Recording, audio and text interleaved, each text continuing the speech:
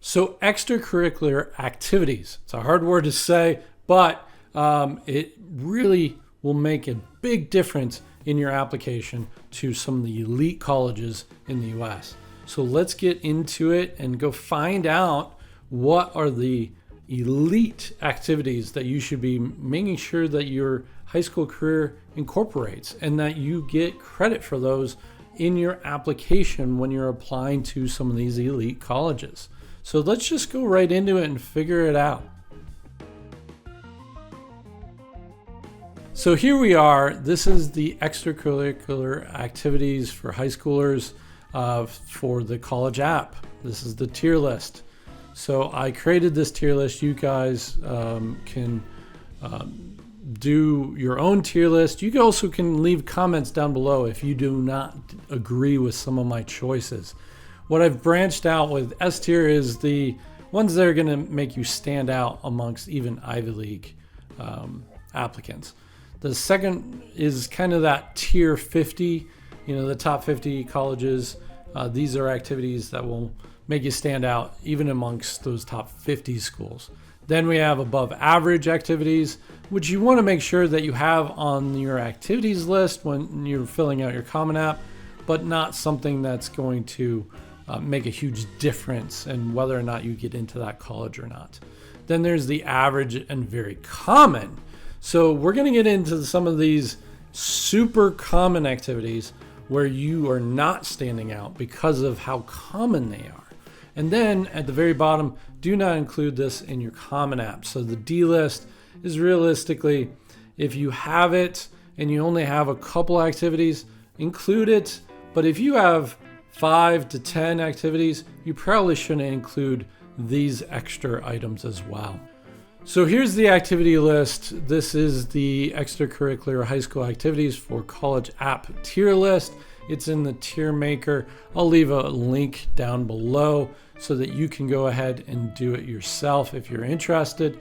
Otherwise, just leave a comment if you do not agree with some of my rankings. So let's get into it. Let's go with the first one first, sports at a Division I level, meaning if you could get into this college and then you're playing at Division I level sports, you're going to be much higher than all the other applicants. So meaning, let's say that you're really good at hockey and you want to get into Harvard. Well, guess what? It's really hard to get into Harvard, but it also is really hard to be at a high level hockey player.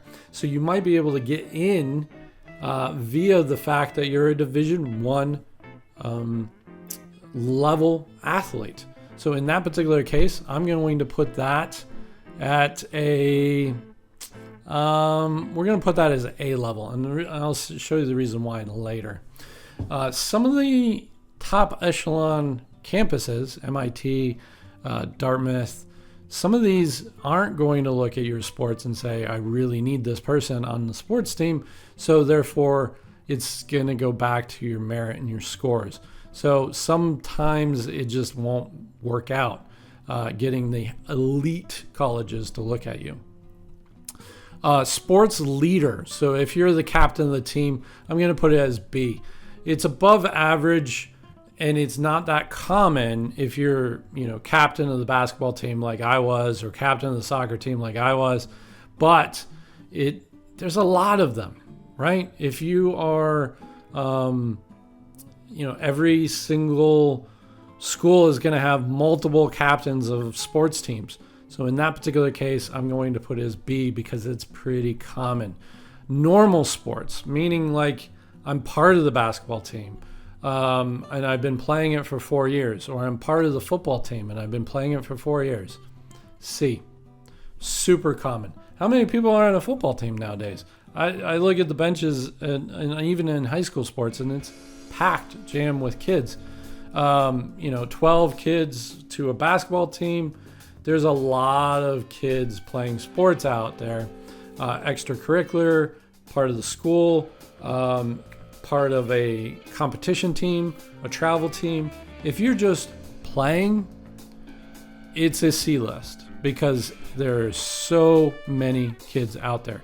The high percentage of the kids that are applying to college are also doing sports. So therefore, I put it as C. Then we go on to sports Ivy League. Now, these are particular sports, and you have to look up each Ivy League and find out what sports they have that are particular to their Ivy. Fencing is the one that's in the photo. Fencing, I believe a lot of the Ivy Leagues are accepting fencing students. And, what is the level that you need to be at in order to be on the fencing team for an Ivy League? I'm not sure, right? I haven't done a lot of investigation on this, but what I believe is it's definitely a better chance than if you were on the football team and you're trying to get into football at Harvard. So for that case alone, I'm going to put Sports Ivy as an S tier. It is going to be recognized by those Ivy Leagues. It is going to be recognized by some of those elite colleges, and it's going to make you stand out amongst other sports people. So in that particular case, definitely look at that as an activity that might be something that you can bring yourself forward for. Now, if any of these sports you are a national ranked person or you're an Olympian, that immediately goes to S. Okay? So if you're an Olympic track star, you're going to be an S tier. If you're an Olympic discus thrower, you're going to be an S tier. So if you are nationally ranked in the Olympic type style, right? Meaning that you could be on an Olympic team in this year or next year, that is going to put you as S tier automatically. So if you are nationally ranked, that is just going to up the game. So then all of these going to go 1 or 2 tiers higher. But I'm just talking about the regular Division I sports, the regular leader, captain of the team, etc.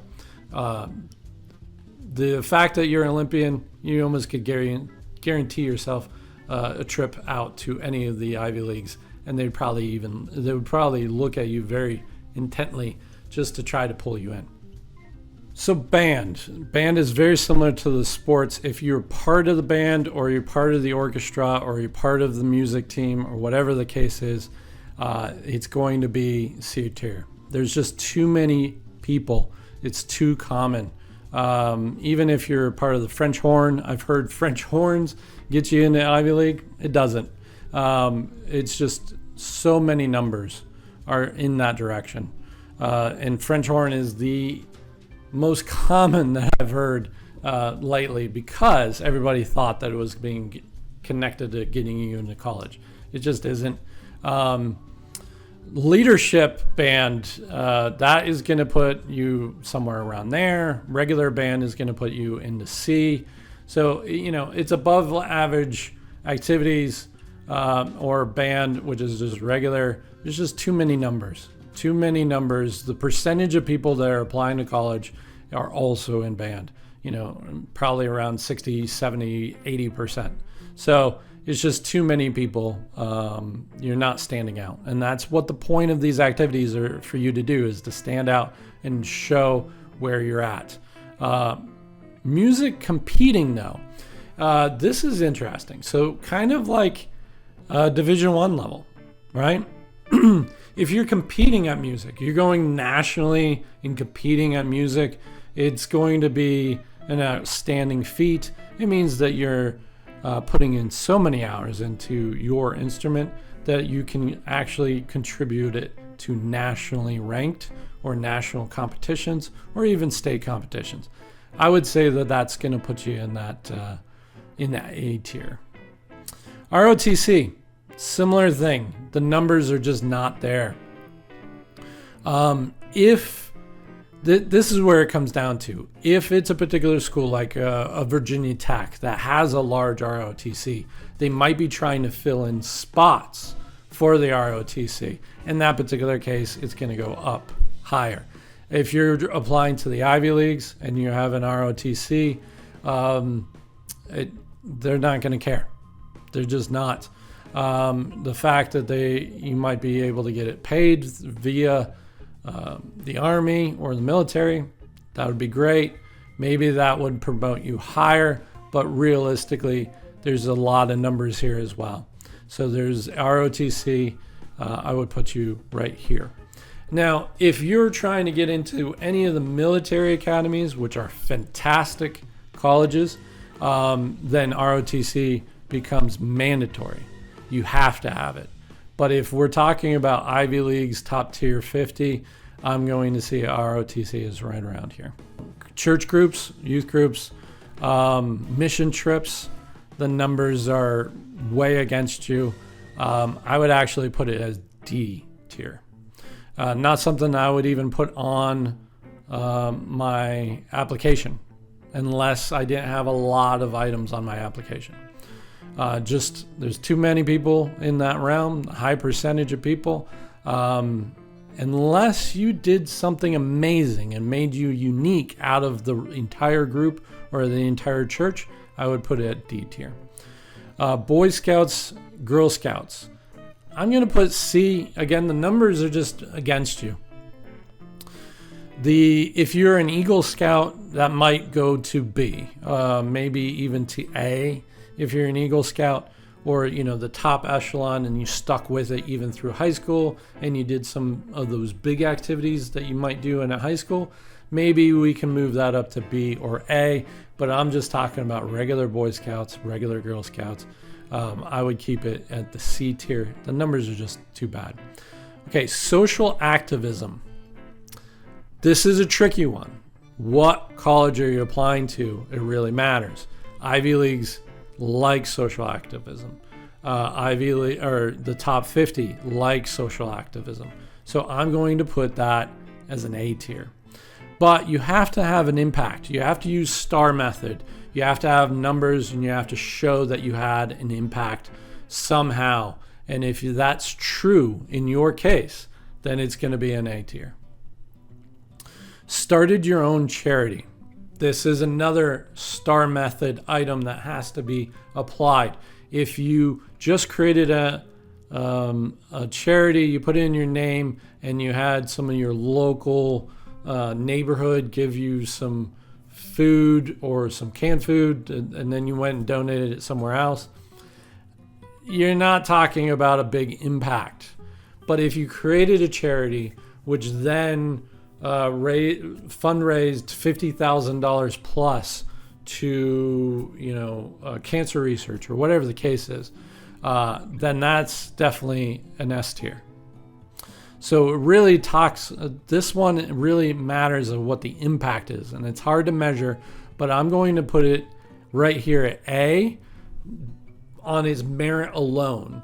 But if you had a huge impact, then it's definitely an S tier. And I might move that later on, so we might come back to that one.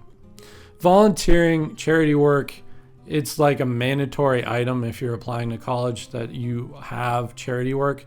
I say you want to include it. You want to do STAR method again. You want to talk about how many hours you volunteered. Now, it could get really, if that's in the case of like picking up trash on the side of the road.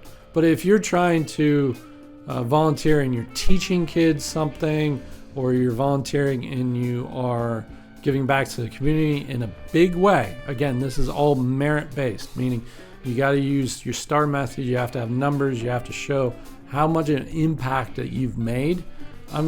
You could easily go from B to even A, right? But typically, picking up trash on the side of the road, C tier, if not D tier. So what's next? The academic clubs. So this is the math club. This is the, and we're going to say, but not competitive. So maybe it's the Spanish club, it's the English club, etc., etc. If you're not going out and using those activities to highlight the school, that is, we're going to put that as C. So not competitive academic clubs where you just get together and talk about that particular subject matter, I'm going to say C.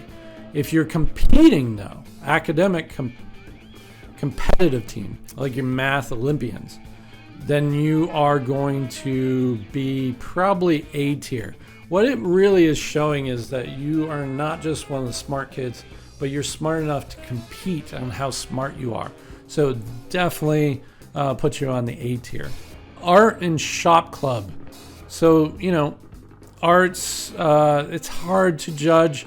If you're applying to an arts college, meaning you're going to follow through with fine arts or whatever the case is, then maybe that's going to go higher tier. But realistically, I'm going to put it as C tier again.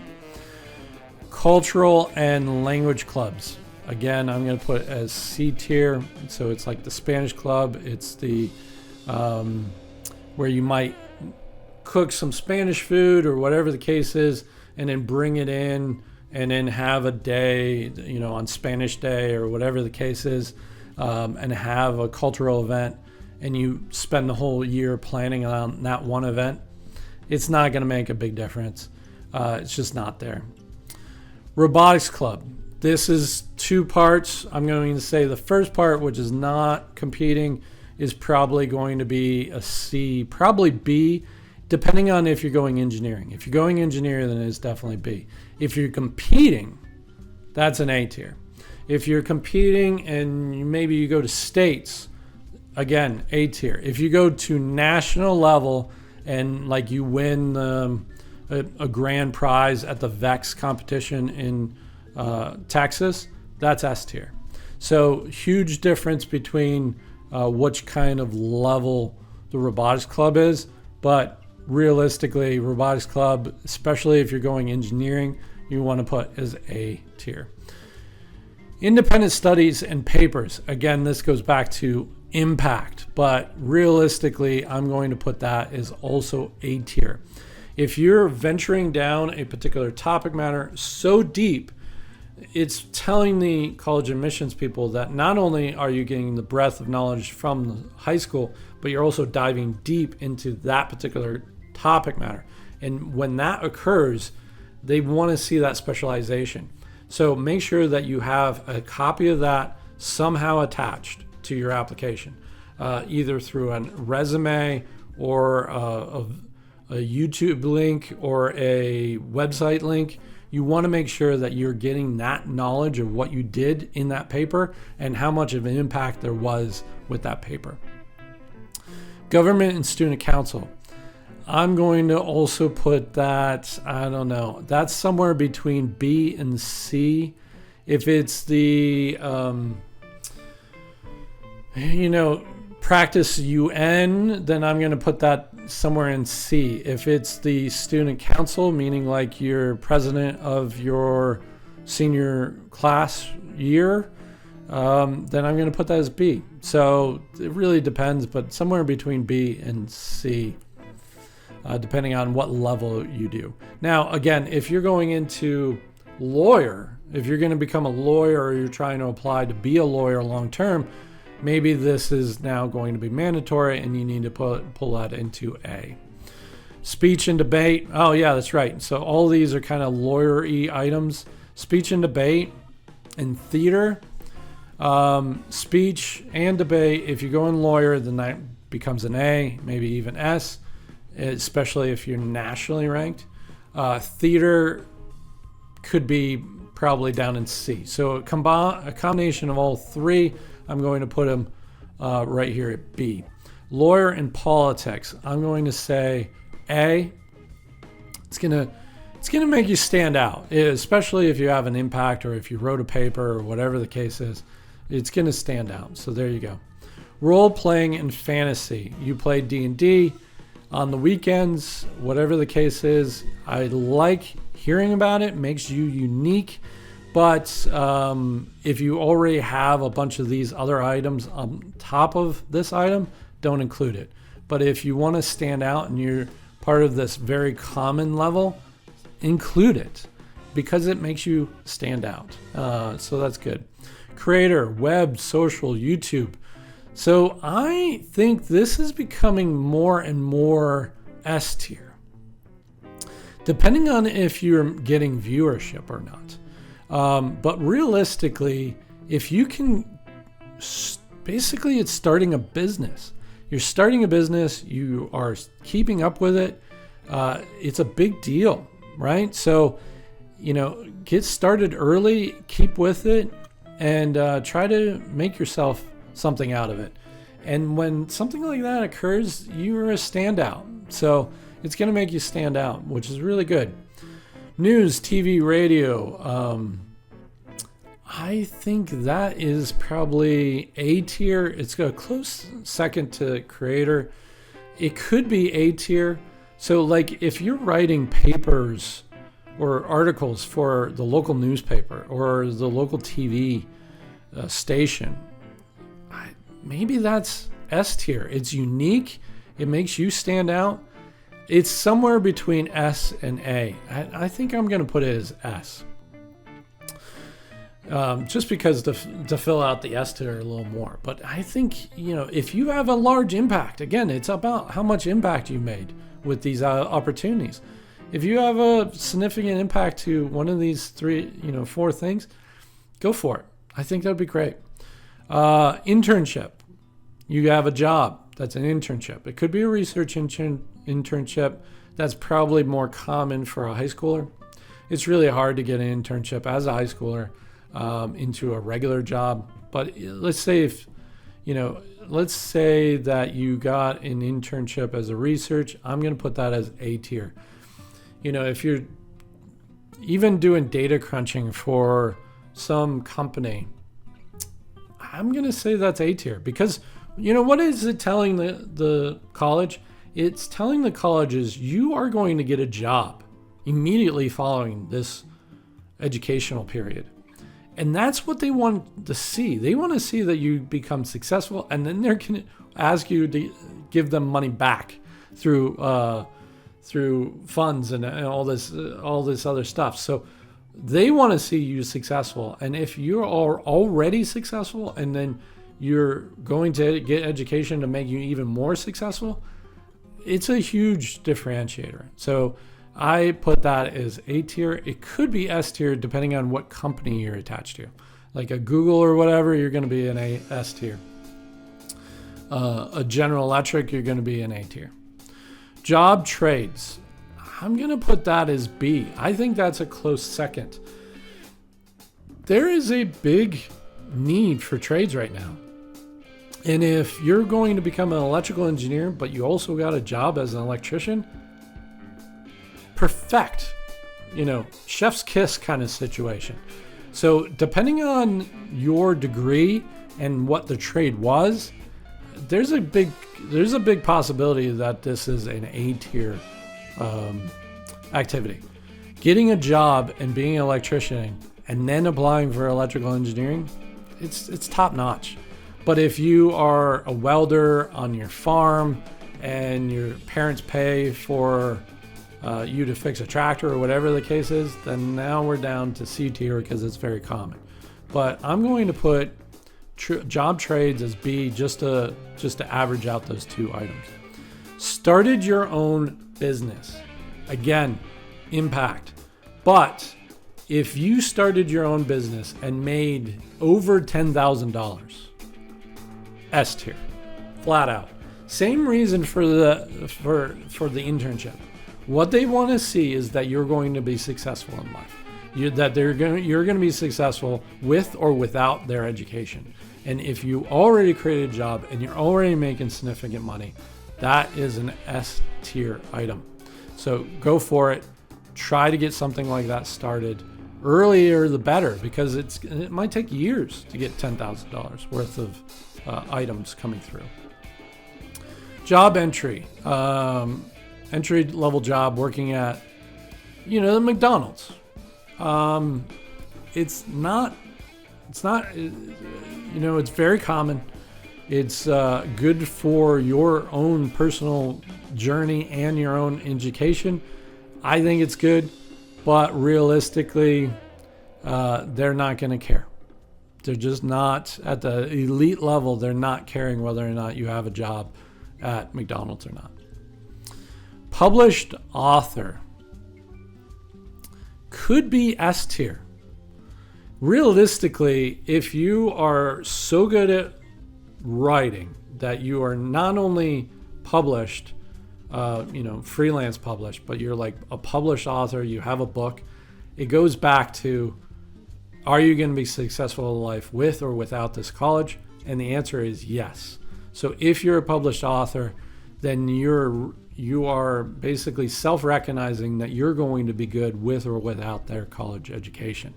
And if you are a published author, you might not need college. You might just go down that pathway. If you're already there and you're already great, you might just continue on or do some night classes and just get that degree slowly. Concentrate on what you're great at and just keep going. So this is the final tier list. So we have the S tier, which is sports Ivy League, creator, which is web, social, YouTube, media, which is news, TV, and radio, starting your own business, and being a published author. So as you can see, these are big, giant items, and they will make you stand out if you're amongst other people doing all these other activities at a high rate. So these are the items that you want to look at when trying to decide what activities you're going to do while you're in high school. These are the lower level items, and I would not include these in your application unless you don't have a lot of activities. If you have less than 5 or even less than 7, I would probably include these, but if you have more than 5 or 7, I would not include these. So realistically, you want to keep their focus on your amazing activities, like being a Division I sports person, or being a captain of your robotics team, or doing social activism. Any of these type of items are going to be far superior on your activity list and get your application attention, which is exactly what you want. You want all the attention going to your application, and when that occurs, you most likely are going to get accepted to that college. So you have to stand out, you have to be unique, you cannot be part of the regular group of people if you want to be part of the elite college applications. If you want help figuring all this out for your own personal self, please go to our website at collegerefocus.com and go find, book a free session with us, and let's work together and find out what activities you can put down as your activities for your college application. Also, leave a like and subscribe down below. It would be really great if you did that, because we're just starting this channel, and it would be really fantastic if you did that and gave us a thumbs up. And thanks everybody for being out there. Thanks for tuning in, and be kind to each other out there. We'll see you next time. Bye-bye.